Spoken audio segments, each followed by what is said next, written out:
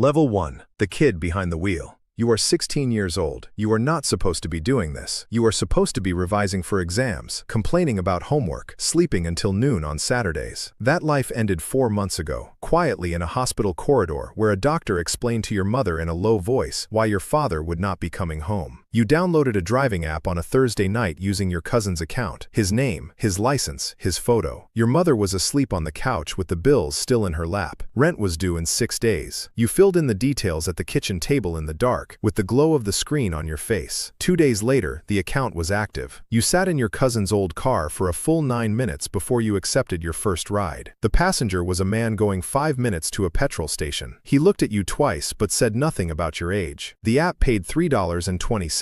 You drove home and sat in the driveway. You told yourself it was temporary. You believed it. You had to. Level 2. The bronze driver. You have completed your first 50 trips. 50 sounds like an achievement until you do the maths. 50 trips, 10 days. Average fare, $4.10 after the platform's cut. You are driving 6 hours after school and 9 hours on weekends. Your car smells like other people's takeaway and your own anxiety. Your hands have opinions about the steering wheel that hands your age should not yet have. You have learned some things. You have learned that Friday nights pay better than Monday afternoons. You have learned that nobody asks how old you are if you do not give them a reason to wonder. You have learned that a passenger who says, "just a quick one down the road," is almost always lying. You have learned to smile, not because you feel like smiling, because a 5-star rating is not optional. 4.6 and below, and the platform throttles your offers. 4.5 and you are invisible. You keep your school bag in the boot, mints in the door, a phone charger in the back. Small things, things that earn an extra star from strangers who will never know you are still in year 11. Your mother asks where the money is coming from. You tell her you are doing deliveries for a friend's uncle. You do not mention that you have been awake since 4:30 a.m. to catch the airport surge before first period. Level 3. The silver driver. You have completed 200 trips. You are no longer learning the basics. You have absorbed them. You know which streets gridlock at 8:15 in the morning. You know which neighborhoods produce long fares and which produce a chain of $3 trips that drain your tank faster than the fares replace it. You have a system now. You position yourself near the hospital at shift change, near the train station before rush hour, near the late-night kebab strip after closing time. You have stopped accepting trips that send you 20 minutes out of your area for a fare that won't cover the return drive. Older drivers think this is complicated. For you, it has become automatic. A passenger leaves a half-empty bottle of cola on the back seat that tips over. You pull over, you clean it, you keep moving. You do not think about the lectures your father used to give you about university. That is a door you have learned to keep shut while the app is running. You are rated 4.8. It took 200 trips and 67 missed homework deadlines, but you are rated 4.8. Level 4. The gold driver. You have completed 500 trips. Your little sister asked you last Sunday why you never come to her swimming meets anymore. You told her it's because of work. She asked what kind of work a 16-year-old does that takes up the whole weekend. You told her the kind that keeps the lights on. She went back to her drawing. You went back to the car. Gold status arrives quietly. No ceremony, just a notification, a small badge on your profile, and access to a slightly higher tier of requests. Passengers see the rating. Passengers see the trip count. They feel safer getting in. You have had 500 conversations you will not remember. You have been told about broken marriages, promotions, cancer scans, first dates, last goodbyes. People confess things to night drivers the way they confess things to bartenders. Something about the moving car. Something about the fact that you are facing forward and they cannot see your eyes. You listen. You respond at the right moments. You never offer advice they didn't ask for. A woman once cried softly in your back seat the whole way home from a hospital. You turned the music off. You said nothing. When she got out, she said thank you and meant it in a way that had nothing to do with the journey. She had no idea she was being driven home by a child. You still think about her sometimes. Level 5. The platinum driver. You have completed 1,000 trips. 1,000. The number sits in your chest like a stone.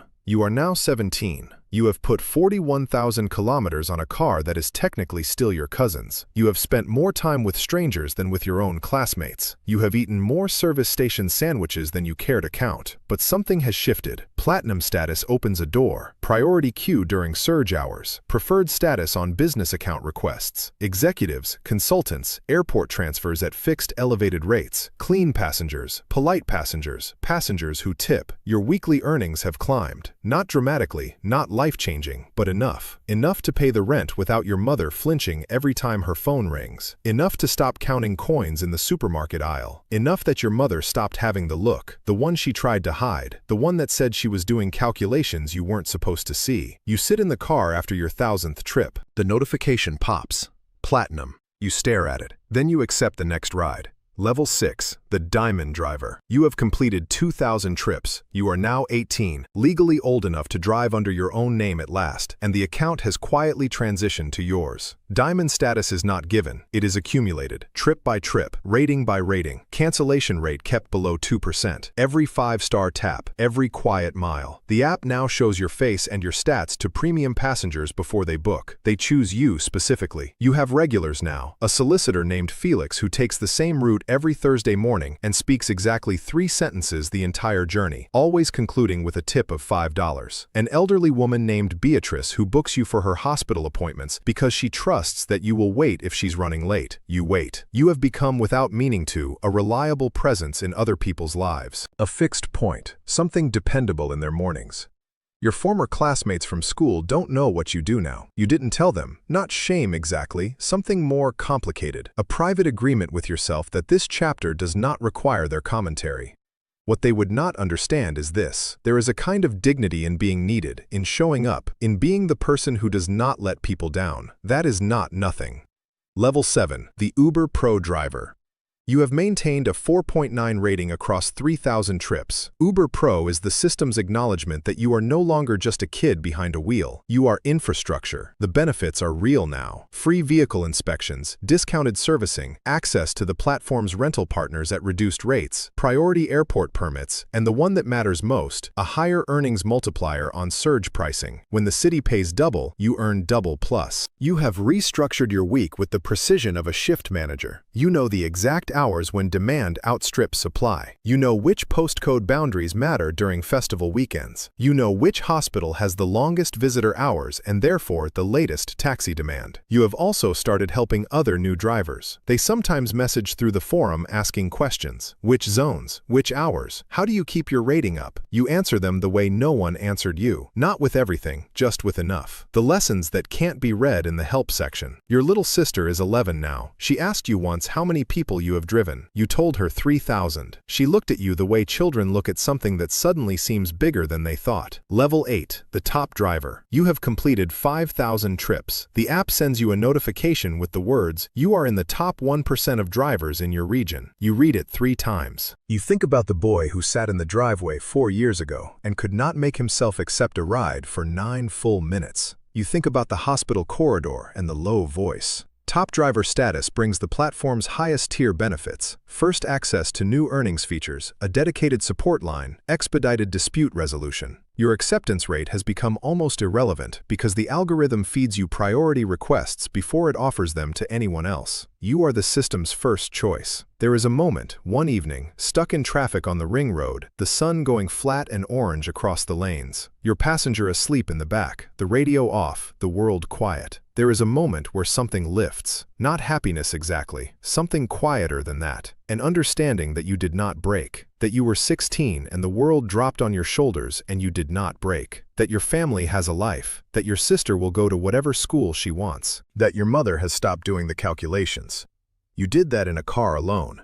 9,400 hours of forward motion. Level 9, the Uber Rewards Elite. You have been driving for 5 years. You are 21 now. Elite status is less a badge, more a confirmation that you are still here, that you chose to stay, that what began as a child's desperation has been converted slowly and at great personal cost into something resembling mastery. The platform now partners you with their business accounts as a preferred provider. You run a small fleet, 2 additional drivers operating under your referral. You earn a percentage from their trips.